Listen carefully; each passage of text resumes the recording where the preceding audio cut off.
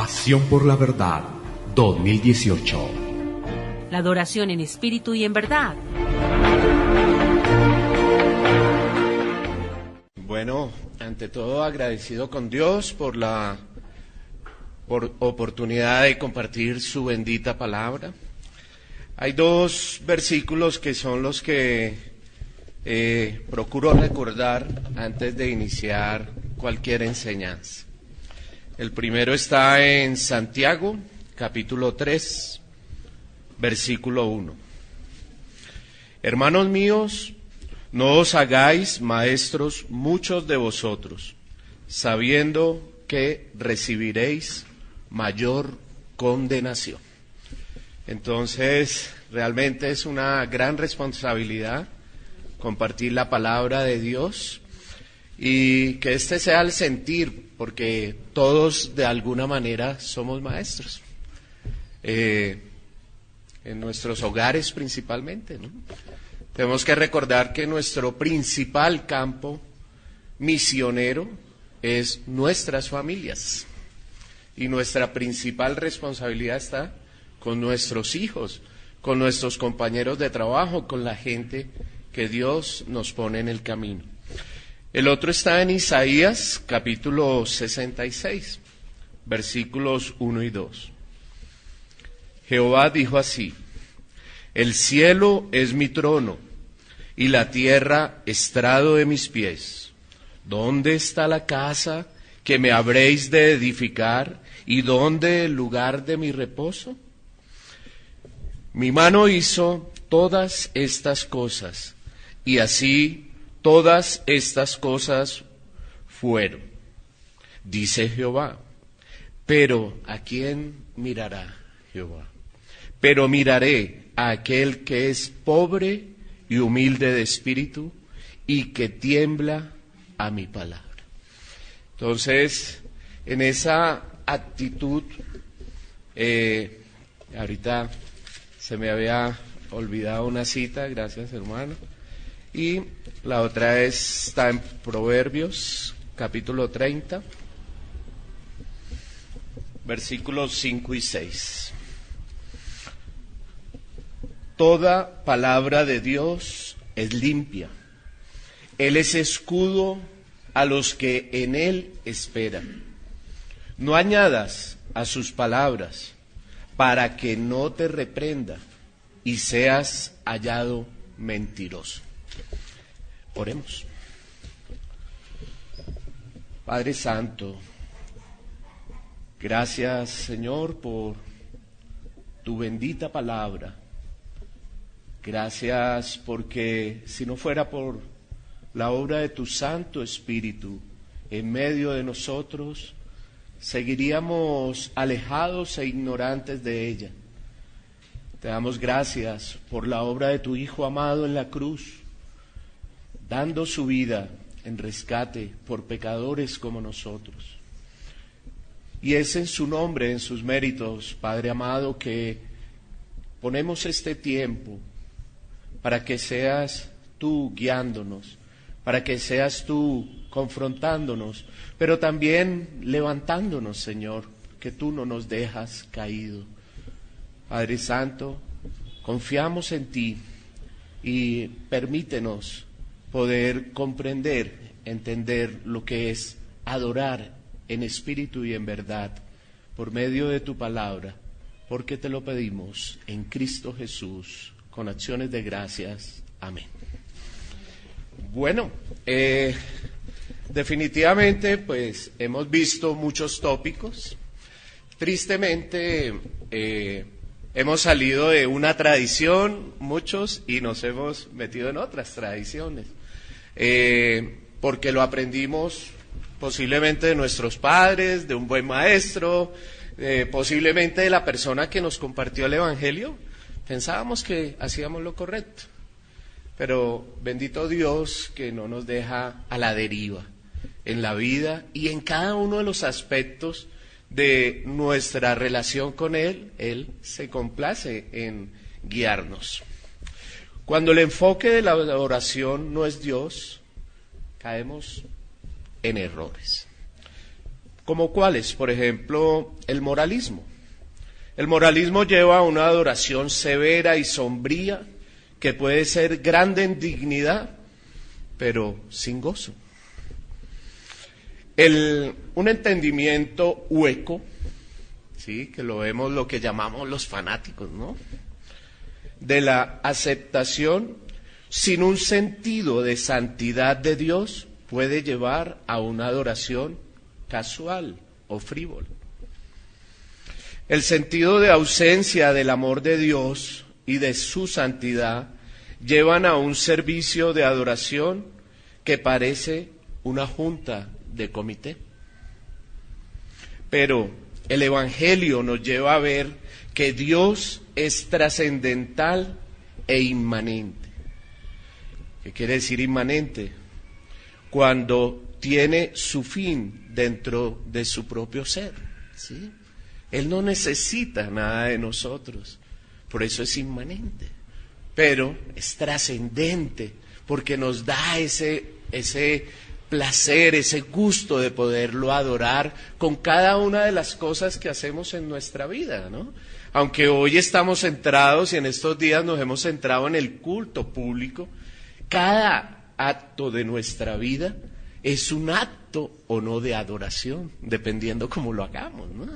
Ahorita un hermano nos compartía de los ángeles. Sí, no hay ningún versículo en la palabra donde expresamente nombre que los ángeles le cantan a Dios, ¿no? Dicen que ellos dicen, santo, santo, santo, ¿sí? Entonces, en el Evangelio vemos consumado todos estos grandes misterios para la adoración.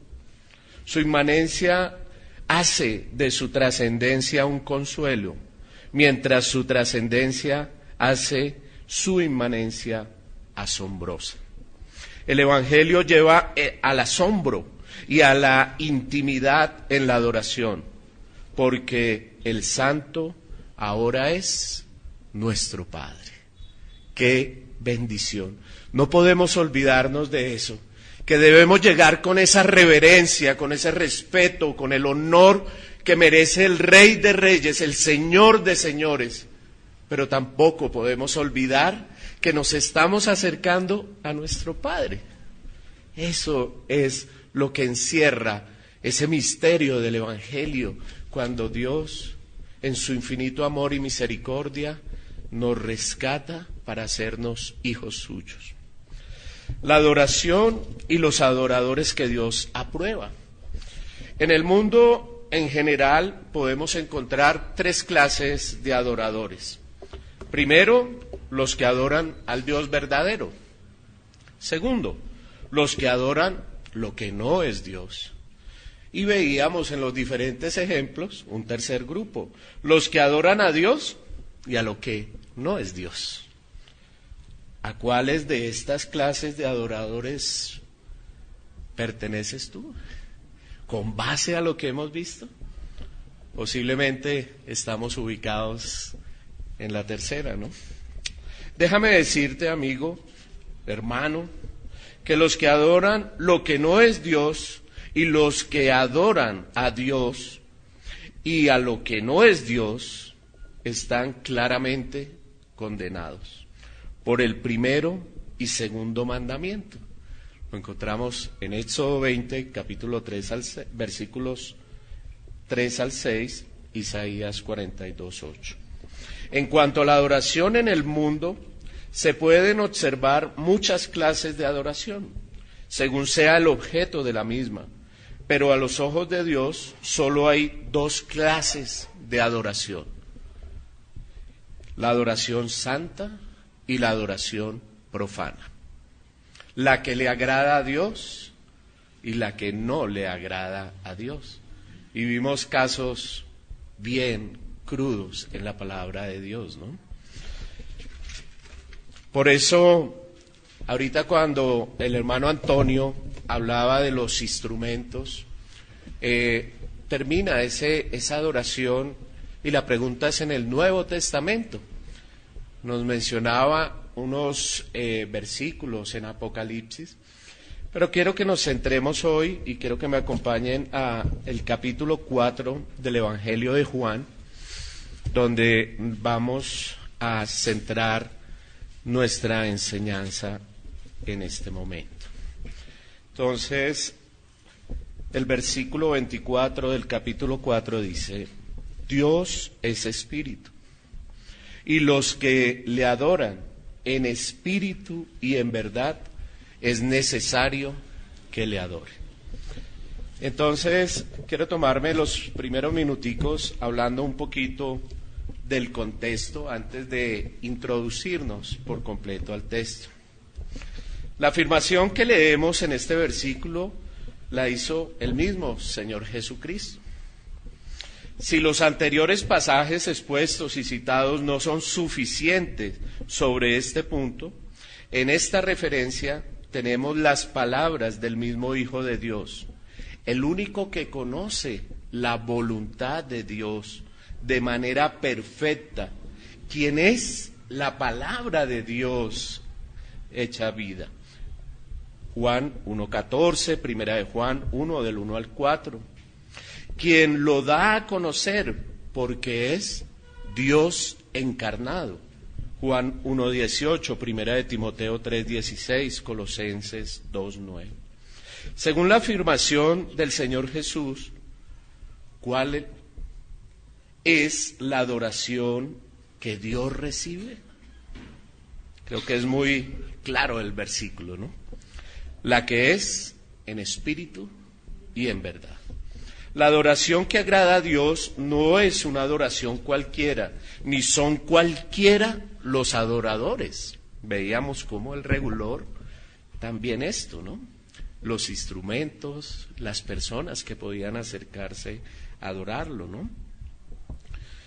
Con esta afirmación el Señor Jesús pulveriza el concepto de que lo importante es adorar a Dios sin importar la manera.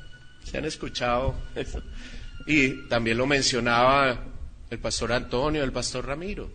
Sí, las buenas intenciones y la sinceridad para con Dios no es suficiente. ¿Por qué? Porque Él conoce lo que hay en cada uno de nuestros corazones y sabe las intenciones que hay.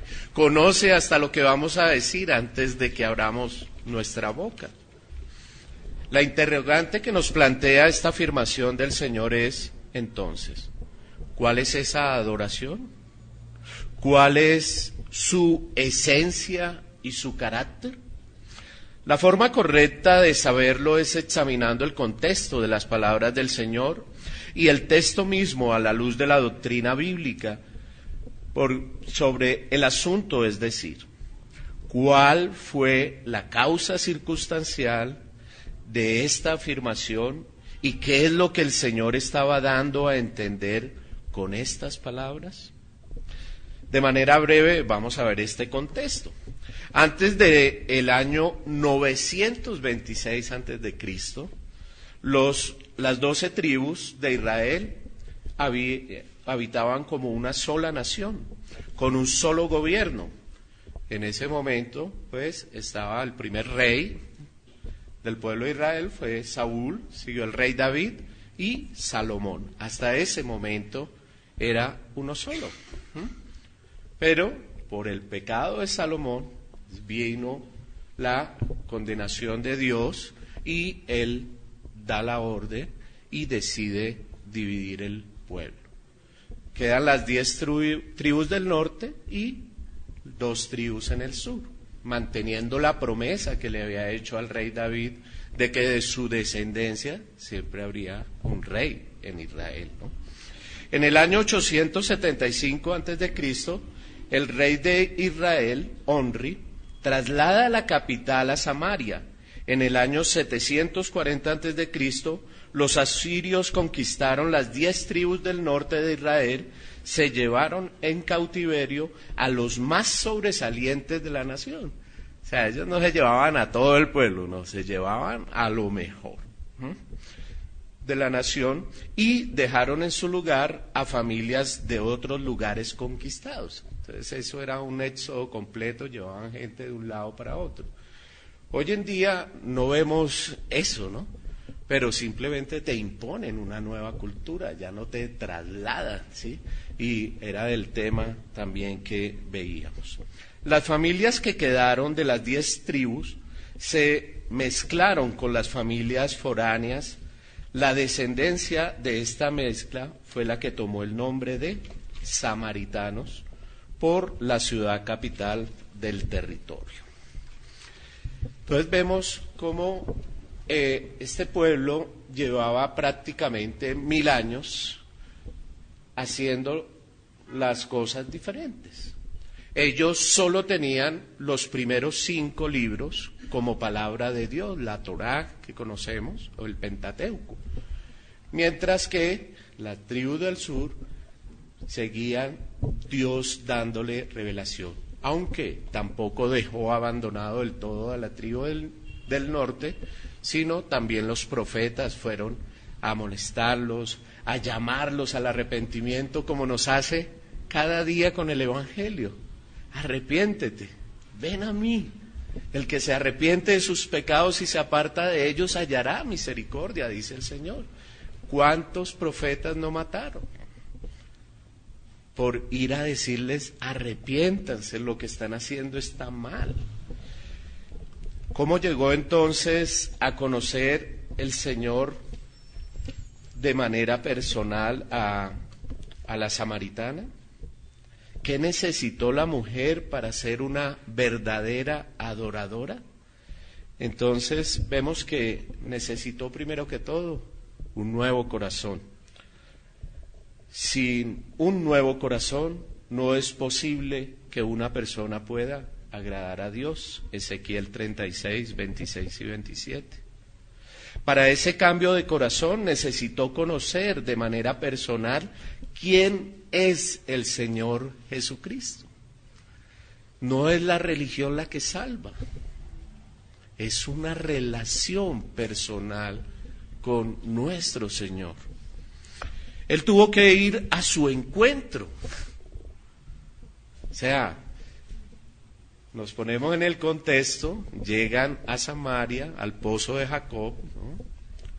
Siguen los apóstoles a comprar provisiones y él se queda. ¿Por qué se quedó y no se fue con ellos? Ahora, ¿quién va al pozo al mediodía con el rayo del sol a sacar agua? Alguien que no quiere que nadie la vea, ¿cierto? La probabilidad de encontrarse eran mínimas. Y allí es donde el Señor sale al encuentro. Pero aún teniéndola cara a cara, ella no pudo conocer. Fue mediante su palabra que el Señor Jesús se dio a conocer a la mujer. Con su palabra el Señor la persuadió y la llevó a la conversión, redarguyendo su conciencia a través del entendimiento de ella. Con su palabra y de manera sencilla, a través de la mente de la mujer, el Señor llegó a su corazón. Y esto es muy importante y es la gran labor que hacen nuestros pastores, que se nos olvida, ¿sí? De poder llevar de la forma más clara la palabra. Si recordamos en la parábola del sembrador, ¿qué es lo que hace Satanás? Él se lleva la palabra que no logramos entender. Por eso la adoración es en espíritu y en verdad, porque interviene en nuestra mente. Dios nos hizo seres pensantes, racionales, para que podamos entender y comprender. Sí, hay cosas que son misteriosas en la palabra, algunas difíciles de entender, pero Dios da esa posibilidad de que el que lo busca realmente lo encuentre, ¿sí? Si en algo debes de gloriarte es en conocerme y comprenderme. Si fuera imposible, pues no. Si fuera para unos pocos iluminados especiales, pues tampoco. Gracias a Dios es para sus hijos. Mis ovejas oyen mi voz y me siguen. Por eso nuestra enseñanza y predicación debe ser siempre basada en la palabra. Esta primera impresión de la palabra del Señor cambió la dirección del interés de la mujer. Notemos en sus palabras, dijo la mujer, nuestros padres adoraron en este monte, versículo 1, y vosotros decís que es en Jerusalén. ¿A qué monte se refería ella? Al monte Gerizim, ¿no? ¿Dónde se debe adorar? Argumentó ella de manera espontánea. La razón de la adoración de la mujer era una tradición ancestral, no la palabra de Dios. Si hubiera sido basado en la palabra, pues ella tendría clara que era en Jerusalén, que era únicamente en el templo, ¿sí?, donde se debería adorar. Pero por la tradición, recordemos, iban a cumplir 1000 años separados del pueblo de Dios. Gracias a Dios, aquí a nosotros nos llegó el Evangelio hace alrededor de 100 años. Quiere decir que nosotros llevamos cerca de 400 años, ¿sí?, desde que llegaron los españoles, escuchando un evangelio falso. Pero cómo Dios hoy a nosotros nos da esa oportunidad de conocer su verdadero evangelio y de podernos alinear con él y ser obedientes a su palabra. Reconocer que nos hemos desviado, que hemos hecho las cosas a nuestra manera, pero él sí conoce nuestros corazones. ¿Sabe por qué tú estás sacrificando un sábado de la tarde, un puente, para venir a escuchar la instrucción de Dios? No estamos aquí por nuestra voluntad, se lo aseguro. Si fuera por nuestra carne, estaríamos posiblemente en Melgar, de paseo, ¿cierto? Pero es Dios que te redarguye. A veces la palabra es tan dura que uno dice, ¿a qué horas me voy? Hasta los apóstoles. El Señor tuvo que decirles, ¿también queréis irte vosotros? Porque la palabra de Dios es eso. Tan dura, ¿por qué? Porque nuestro corazón es de piedra y necesita moldearlo, romper esa coraza que tenemos. Y vemos cómo cada acercamiento, todo lo que sucedió alrededor de la samaritana no fue casualidad. Hay algunos que quieren alegorizar el pasaje y decir que los 5 maridos no eran 5 maridos, que eran los 5 ídolos que ellos tenían, que bueno, pero no, el texto no nos da para eso. El texto dice claramente, 5 maridos bien has dicho, no tienes marido, 5 has tenido y el que tienes ahorita tampoco es, ¿sí? Entonces, vamos a ver unas implicaciones rápidas de esta primera parte, ¿no? La primera implicación es mencionar esta implicación primero de manera negativa, es decir, mostrando lo que no implica y luego de manera positiva. Dios siempre, el modelo de enseñanza que nos ha dado es eso, primero nos muestra lo malo y después lo bueno, ¿sí? Negativamente, ser religioso, tener nociones del Dios verdadero y adorarlo, no implica verdadera adoración.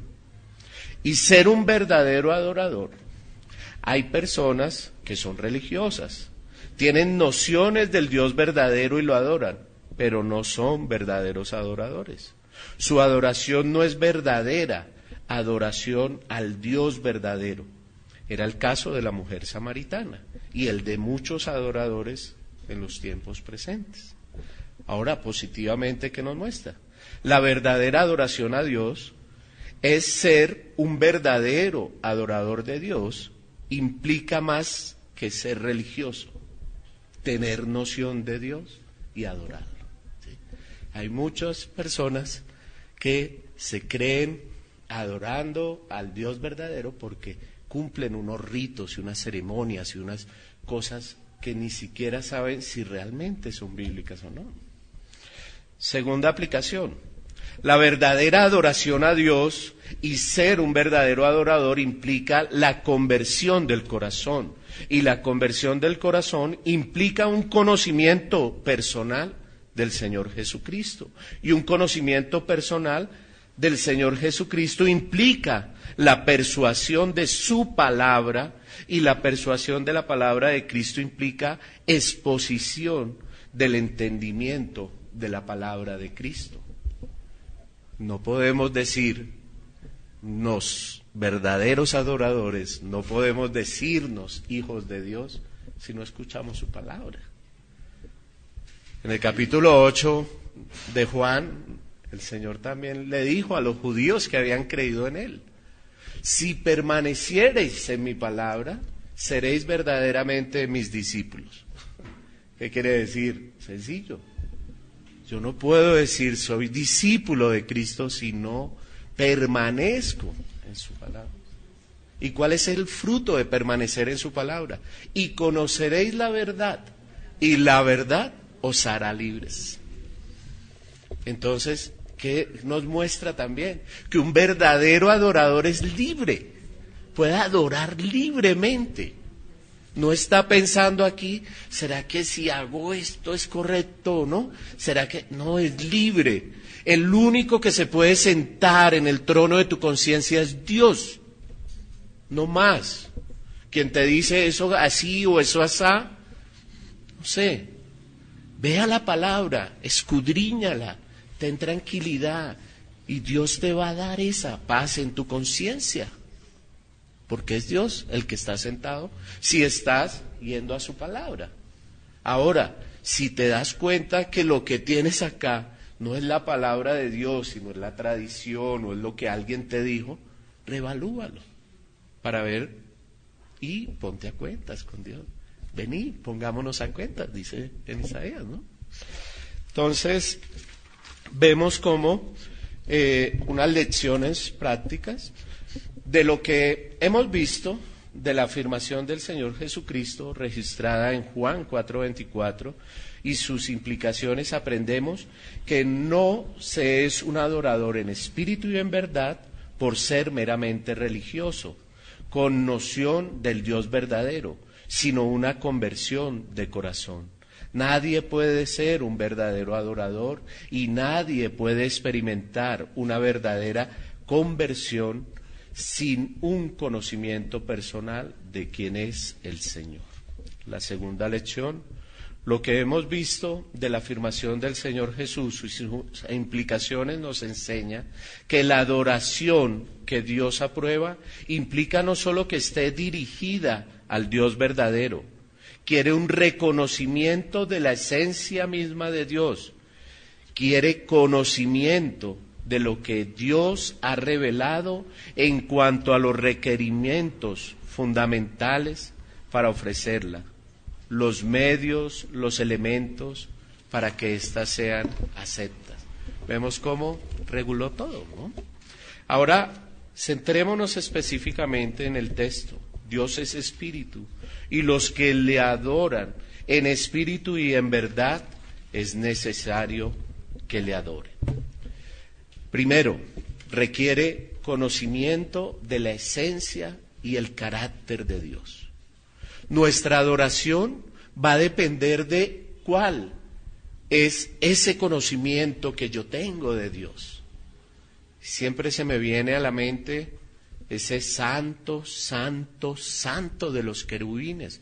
Tapaban sus ojos, tapaban sus pies, hasta los quintales de las puertas sonaban. ¡Wow! ¿Cuál es esa concepción que tú tienes de Dios? Si es ese Dios soberano, omnipotente, todopoderoso, creador del cielo y de la tierra, de todo lo visible, de lo invisible, que también es un Dios justo, que se aira contra la impiedad, y como nos dice Romanos 1:18, porque la ira de Dios se refleja desde el cielo contra toda impiedad e injusticia de los hombres que detienen con injusticia la verdad. Si es ese Dios, o el Dios que tú adoras es ese Dios que han vendido muchas partes, que es solo amor, y que Él no va a juzgar a nadie. No, yo no creo que mi Dios vaya a mandar a alguien al infierno. No. ¿Se han escuchado eso? ¿Qué Dios es el que ellos conocen? No es el Dios de la palabra de Dios. No es el Dios de la Biblia. No es el Dios 3 veces santo.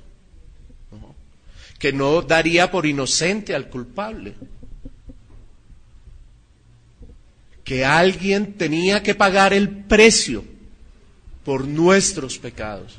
Porque la paga del pecado es la muerte. Y todos hemos pecado. ¿Será ese Dios al que ellos adoran? Segundo, requiere que sea en espíritu. Cuando estamos pendientes, y el hermano Antonio lo tocaba ahorita, si para nosotros es más importante la forma que la esencia, debemos reevaluarnos, ¿sí? Muchas veces, y lo reconozco.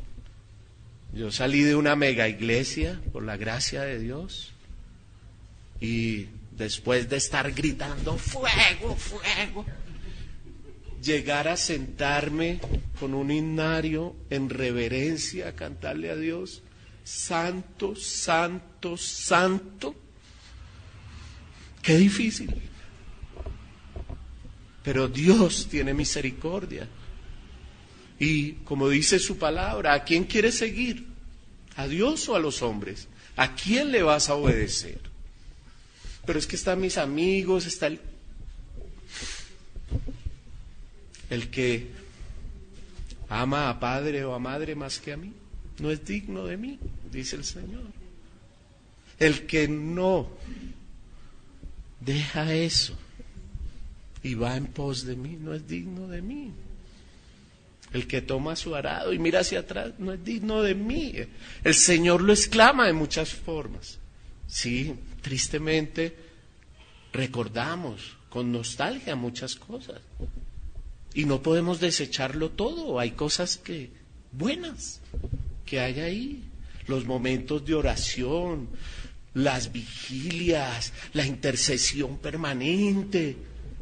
Y cómo corríamos a los ayunos, cómo hacíamos tantas cosas, pero tristemente nuestra motivación era incorrecta.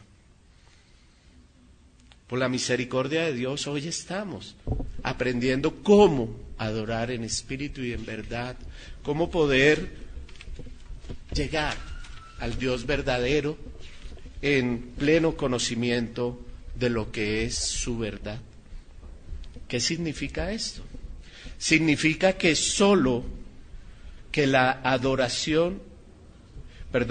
significa no solo que la adoración no sea superficial, fingida. También quiere decir que lo que se exprese como adoración a Dios debe corresponder a la realidad de lo que es Dios en su esencia y carácter.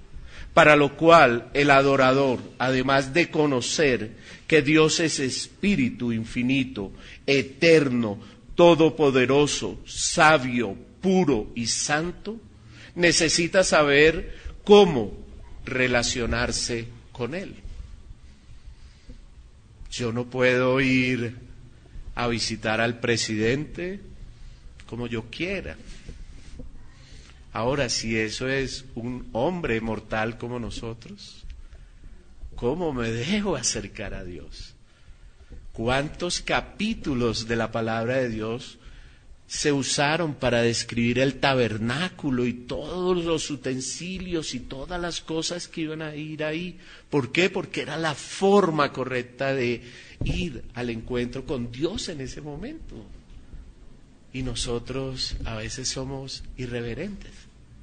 Ahora, pero lo que hablábamos al comienzo, no podemos olvidar que también es nuestro Padre y que podemos buscarlo en cualquier momento, en cualquier angustia. Y cuando podemos realmente abrir nuestro corazón, ¿sí?, es cuando nos humillamos. No es como Mal nos han enseñado algunos un versículo, ¿no? Que Dios está a la puerta llamando a ver si tú abres el corazón, ¿no? Tú abres el corazón cuando te humillas delante de Dios, cuando reconoces tu bancarrota espiritual ante Él. Ahí es que tú abres tu corazón. De resto, no. Aún el hombre regenerado puede seguir adorando a Dios de maneras supersticiosas y mundanas, y de hecho tiende a importar su tendencia al interior del templo de Dios. Y lo vemos, ¿no? Queremos traer los ritmos del mundo. El éxito del año pasado fue suavecito. Y entonces creen que por cambiarle la letra y por hacerle unos arreglitos, entonces ya es una adoración a Dios, ¿no? Pero, ¿qué nos dice Romanos 12, 1 y 2? ¿Qué nos dice Primera de Corintios 3:16? Que somos templo del Espíritu Santo, que debemos renovar nuestra mente, que debemos presentar nuestro cuerpo como sacrificio vivo a Dios. Sin conocimiento de Dios, sin sumisión completa y constante a los preceptos bíblicos, nadie puede ser un adorador en verdad. La adoración en verdad requiere la abundancia de la palabra de Cristo morando en el corazón de los adoradores. Observa la siguiente exhortación de Pablo a las naciones y a los nacidos de nuevo. Esta exhortación es a los hijos de Dios, a los que somos iglesia de Dios. En Colosenses capítulo 3, versículos 16 y 17. La palabra de Cristo more en abundancia en vosotros, enseñándoos y exhortándoos unos a otros en toda sabiduría, cantando con gracia en vuestros corazones al Señor, con salmos e himnos y cánticos espirituales. Versículo 17. Y todo lo que hacéis, sea de palabra o de hecho, hacerlo todo en el nombre del Señor Jesús, dando gracias a Dios Padre por medio de Él. Y qué grande daño que nos han hecho los filósofos, desde Platón, Aristóteles, donde fueron filtrando desde un comienzo la iglesia con el dualismo, y escuchamos todavía a diario, y personalmente me arrepiento de haberlo dicho muchas veces, es que es lo secular y lo espiritual. Como si nuestra vida de creyentes solo fuera acá. Como si nuestro servicio a Dios solo fuera acá. Cuando, ¿qué nos dice esta exhortación? Que todo lo que hagamos, todo. Mamita, tú que estás cuidando a tu hijo, ese es tu servicio a Dios. Padre, tú que estás enseñándole a tus hijos, ese es tu servicio. Tú que estás trabajando por fuera de casa, ese es tu servicio a Dios. Donde estés, ese es tu servicio a Dios. No se te olvide, no te desconectes, no caigas en ese error de separar lo espiritual de lo secular. No, eso es mentira. Tanto somos imagen de Dios en todo. Por eso Él nos manda a cuidar nuestros cuerpos también. ¿Cuál es el engaño de esa posición? Que nuestro cuerpo es malo y que ya, eso ahí, no importa lo que hagamos con él, ¿no? Somos templo del Espíritu Santo. Debemos cuidarlo. Sí, él se va a ir deteriorando y se va a ir gastando y se va a ir. Y el polvo era y en polvo volverá. Pero así como ese hombre exterior se va deteriorando, el hombre interior va creciendo. Entonces, no nos dejemos. Y cada cosa que hagas, mañana, ahora que llegues a tu casa, que vas a lavar un pocillo, hazlo como para el Señor, no para los hombres. ¿Sí? Cada cosa, ese papel que recogemos, esa silla que amontonamos ahorita al terminar, todo es servicio a Dios. A veces creemos que solo el que se para acá está sirviéndole a Dios. ¿Cuántas personas están detrás del pastor orando, clamando que sea el Espíritu de Dios guiándolo, fortaleciendo, cuidando su hogar? Las personas que se paran a enseñar son el objetivo militar del maligno. ¿Cómo respaldamos nosotros? Los grandes hombres de Dios, ¿cómo salieron adelante? Porque tenían su congregación de rodillas clamándole a Dios por ellos. Pero a veces pensamos que la iglesia es solo el pastor. Entonces, todo. Cuando veamos ese mugre en la calle, recojámoslo para Dios, porque Él nos manda también a cuidar el planeta, sin caer en los extremos que tristemente el naturalismo nos ha llevado, donde tiene más valor la vida de un animal que la de un ser humano. ¿Cuántos miles de millones de dólares se invierten para cuidar la fauna? Pero ¿cuántos abortos tenemos a diarios? Entonces, no tendrás dioses ajenos delante de mí. Hablaba el pastor Ramiro ayer, el pastor Antonio, y la falsa adoración nos lleva a infringir directamente primero y segundo mandamiento. Quiero que reflexionemos para terminar en esto. Este mandamiento nos dice que Dios debe tener el primer lugar en nuestra vida. Lo primero que les quiero decir es que todos hemos pecado y que ninguno ha cumplido con este mandamiento. Nadie aquí le ha dado la honra y la gloria en su vida, tal como Dios se lo merece. Y debemos arrepentirnos porque ese mandato nos muestra nuestra verdadera condición delante de Dios. Pero miremos los versículos anteriores. Tienen buenas noticias para ti y para mí, porque en los dos versículos anteriores estamos en Éxodo capítulo 20. Versículo 1 dice: y habló Dios todas estas palabras diciendo: yo soy Jehová tu Dios, que te saqué de la tierra de Egipto, de casa de servidumbre. Le quiero decir que nosotros somos esclavos de los ídolos de nuestra vida. Somos esclavos del pecado, somos esclavos de nosotros mismos. Pero, ¿qué pasó en el día de la Pascua? Recordemos que cuando Dios da la ley, ya había sacado a su pueblo de la esclavitud. Por eso no es por obras, para que nadie se jacte.